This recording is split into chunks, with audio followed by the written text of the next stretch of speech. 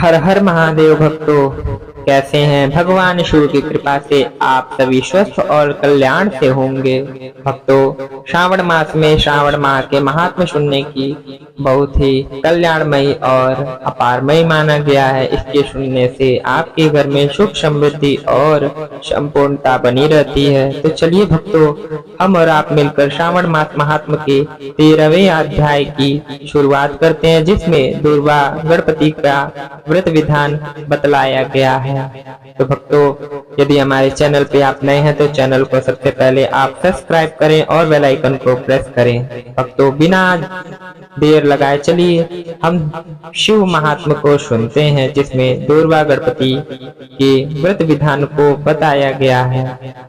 सनत कुमार बोले, हे भगवान, किस व्रत के द्वारा अतुलनीय सौभाग्य प्राप्त होता है और मनुष्य पुत्र पौत्र धन ऐश्वर्य तथा सुख प्राप्त करता है?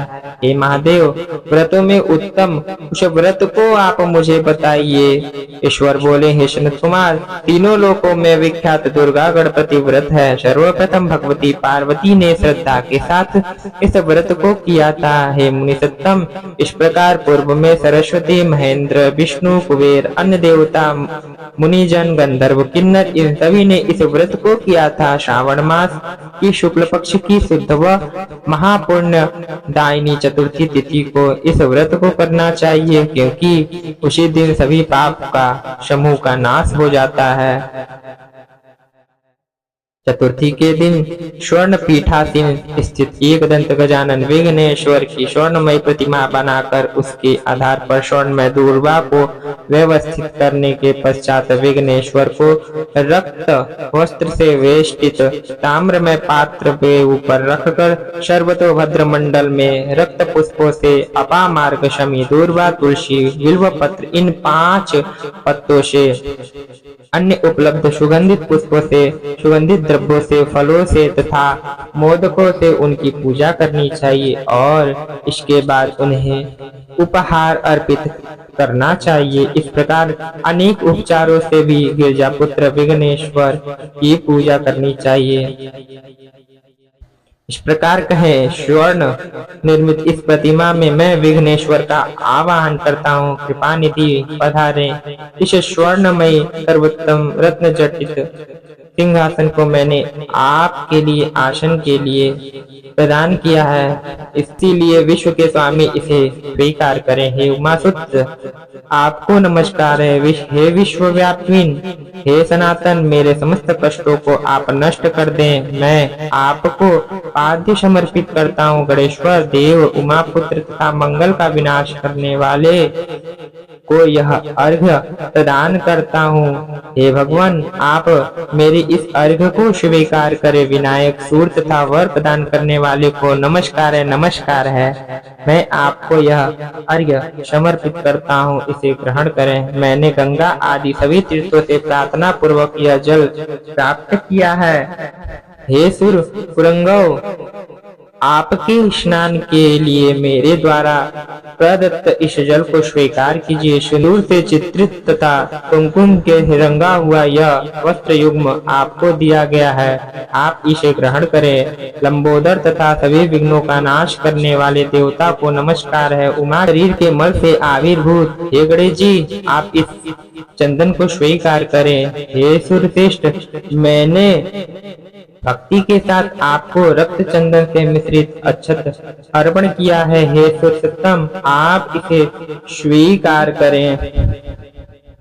मैं चंपा के पुष्पों, केतकी के पत्रों तथा जपा कुसुम के पुष्पों से गौरी पुत्र की पूजा करता हूँ। आप मेरे ऊपर प्रसन्न हो। सभी लोगों पर अनुग्रह करने तथा दानवों का वध करने के लिए स्कंद गुरु के रूप में अवतार ग्रहण करने वाले आप प्रसन्नता पूर्वक यह धूप लीजिए। परम ज्योति प्रकाशित करने वाले तथा सभी सिद्धियों को देने वाले आप महादेव पुत्र को मैं दीप अर्पण करता हूँ, आपको नमस्कार है। इसके बाद गणानान्त्वा इस मंत्र से मोदक, 4 प्रकार के अन्न, पायस तथा लड्डू आदि का नैवेद्य अर्पण करें।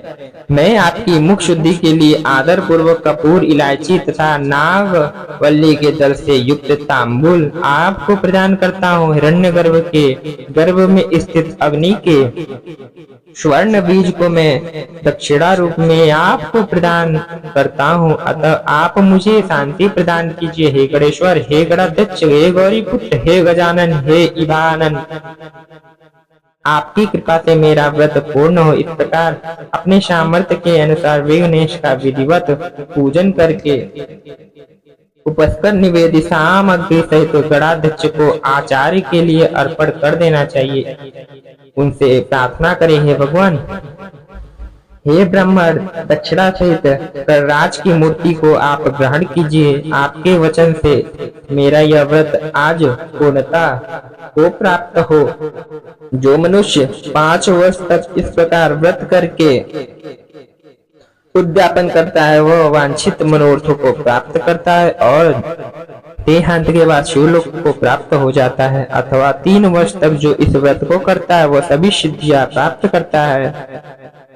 जो व्यक्ति उद्यापन के बिना ही इस उत्तम व्रत को करता है, विधि के अनुसार भी उसका जो कुछ किया हुआ होता है वह सब निष्फल हो जाता है। उद्यापन विधि बताई जाती है। उद्यापन के दिन प्रातः काल तिलों से स्नान करे। उसके बाद व्यक्ति 1 पल या आधा पल या उसके भी आधे पल की स्वर्ण की गणपति की प्रतिमा बनाकर पंचगव्य से स्नान कराकर भक्ति तथा श्रद्धा के साथ उन 10 नाम मंत्रों से दुर्वादलों से सम्यक पूजा करे। हे गणाधीश, हे महापुत्र, हे अग्नाशक, हे विनायक, हे पुत्र, हे सर्व सिद्धि प्रदायक, हे एकदंत, हे इव भक्त, हे मूषक वाहन, आपको नमस्कार है। आप कुमार गुरु को नमस्कार है।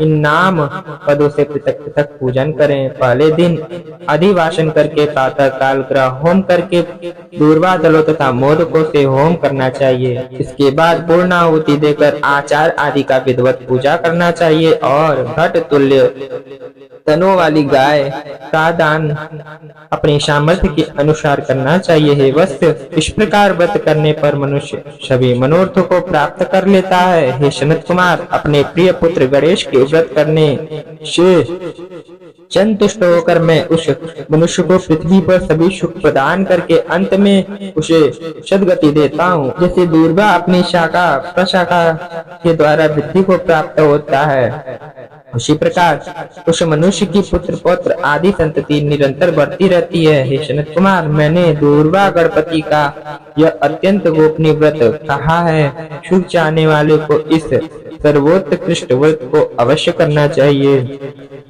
इस प्रकार से स्कंद पुराण के अंतर्गत ईश्वर संत कुमार संवाद में श्रावण मास महात्म्य में दुर्गा गणपति व्रत कथन नामक 13वां अध्याय पूर्ण हुआ।